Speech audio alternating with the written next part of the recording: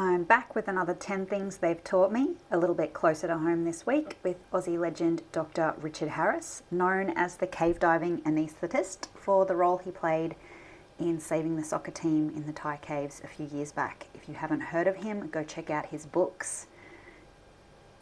And if you ever get the chance to listen to Dr. Richard Harris speak in person, I highly recommend it. He is highly engaging and you will no doubt be inspired.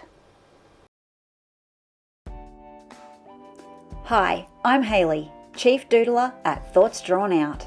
I'm all about getting creativity working so I can help you to make your mark.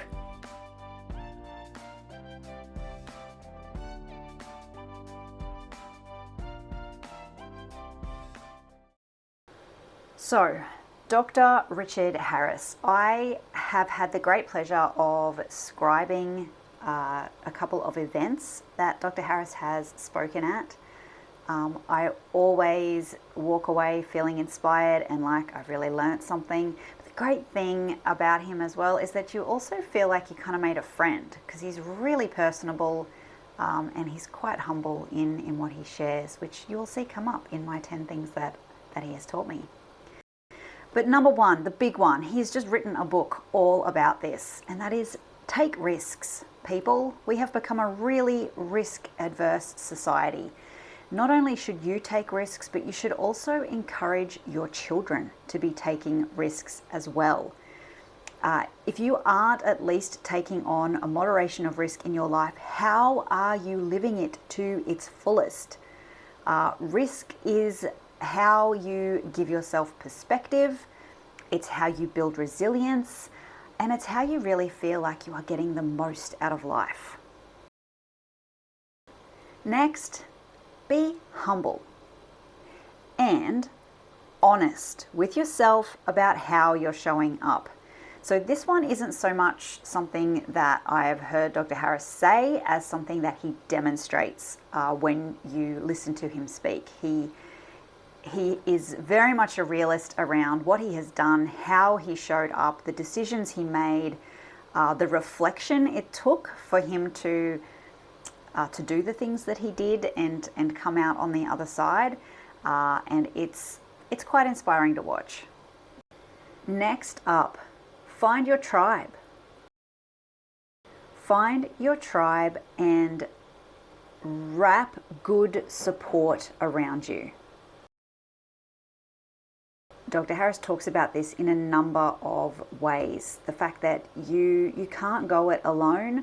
You need to have people who motivate you, people who hold you to account, people who will give you honest feedback, people who have your back. You need a full range of these different types of support around you to enable you to be the best version of yourself. Next is all about respect. And the fact that mutual respect will go a long way, especially in a difficult conversation. When you listen to Dr. Harris share his story around the environment and the situation in the caves, you will hear that the way he showed up, the way he conducted himself, the way he interacted with the other people on site was coming very much from a place of respect.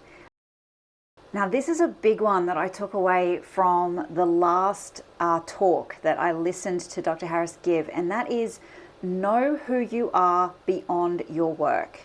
He really encourages you to have interests, have goals, have passions outside of your work, because if all you are about is your work, you kind of become this very siloed, inward-focused, eventually probably boring version of yourself. And that to really be expansive and to grow and to experience life to the fullest, you should have passions that extend beyond just the work that you do all day, every day. We are so usually ready to support others and be the friendly ear and friendly word of encouragement to those around us, and we're very forgiving of others when they make a mistake, but we won't often give ourselves the same kindness. So if you think about something dumb that you've just done, rather than chastising yourself for it, imagine it was your friend coming to you and saying that. How would you respond to them? I guarantee it will be different to how you will have responded to yourself. So be kind to yourself. Be your own advocate. Dr. Harris talks a lot around the fact that even those who look cool, calm and collected in a crisis are quite often the ducks. They're the ones that are calm on top of the water, but they're paddling like crazy underneath.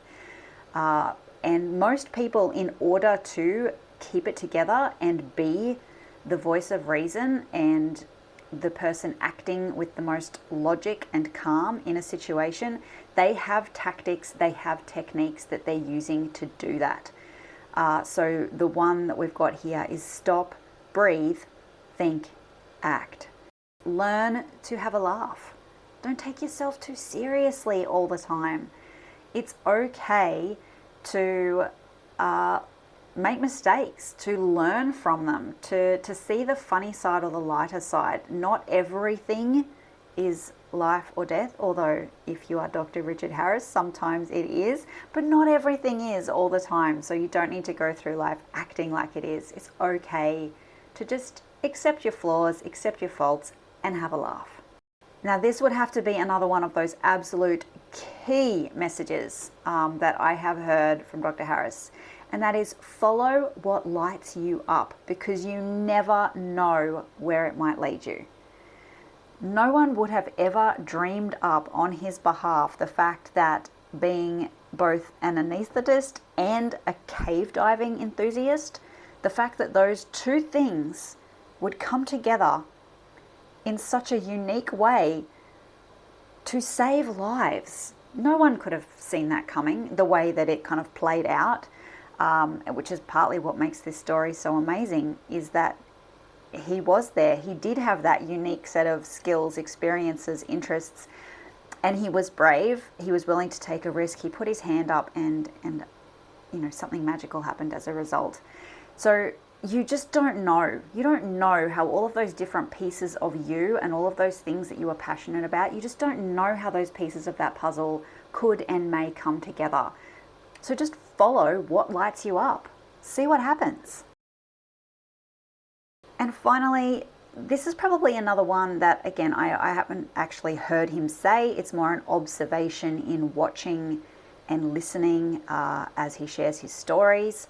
But something I think Dr. Harris embodies is this concept that there is no place for ego when you're busy doing hard things. That shit comes from somewhere much deeper. You just kind of hear in his voice, in his stories, the fact that this ego didn't play a role. That was kind of parked at the door. This was very much about showing up as a higher self and doing what absolutely needed to be done, putting others first, and looking for the right way through. And it's such a lovely message, and just really embodies just how admirable his story is.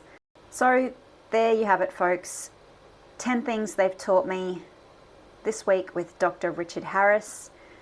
Like I said at the start, if you don't know who he is, you really should. Go look him up. He has a couple of books out there, definitely worth a read. Now, if you have enjoyed this video, please give it a like. If you have any other things you would add to this list, if you're also a fan of Dr. Harris's, I'd love to hear your thoughts. Have you read his books? What did you think? Hit me up with a comment. Now, while you're here on the channel, if you have not yet subscribed, you should do that now. I have more videos coming out each week that I would love to share with you. Now, we've made it to the end, guys. You know what that means. It's time to get out there and make your mark.